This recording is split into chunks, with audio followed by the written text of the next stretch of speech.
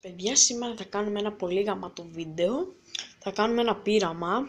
Λοιπόν, πάμε να το δείξουμε. Λοιπόν, δεν είναι πάρα πολύ δύσκολο. Μπορείτε να το κάνετε όλοι στο σπίτι. Λοιπόν, γι' αυτό χρειαζόμαστε ένα πιάτο.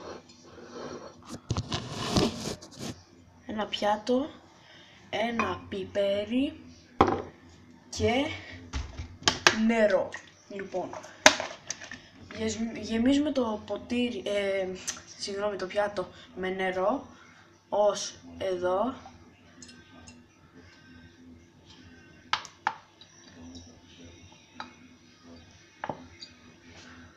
Λοιπόν, ως εδώ. Και μετά ρίχνουμε το πιπέρι. Ναι. Α, ναι, και το πιο κυριότερο. Ένα φέρι για τις πούτσες. Λοιπόν, και ρίχνουμε μια σταγόνα και το πιπέρι θα πάει όλο πλάγια. Πάμε.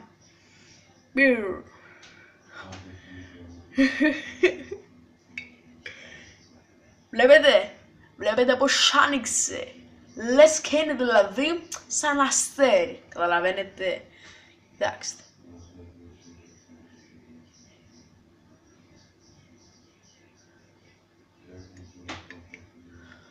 Τώρα δεν γίνεται, ας πούμε, κοίτα.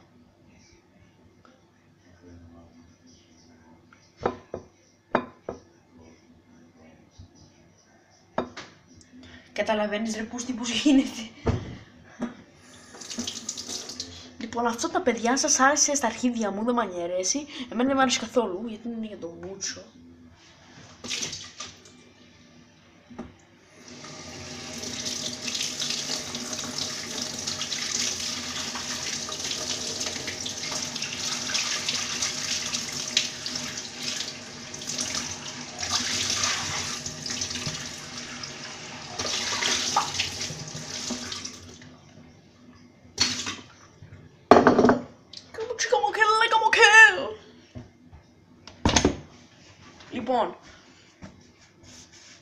Λοιπόν, αυτό τα παιδιά, αν δεν σας άρεσε δεν με νοιάζει, θα μου κάνετε ένα like και ένα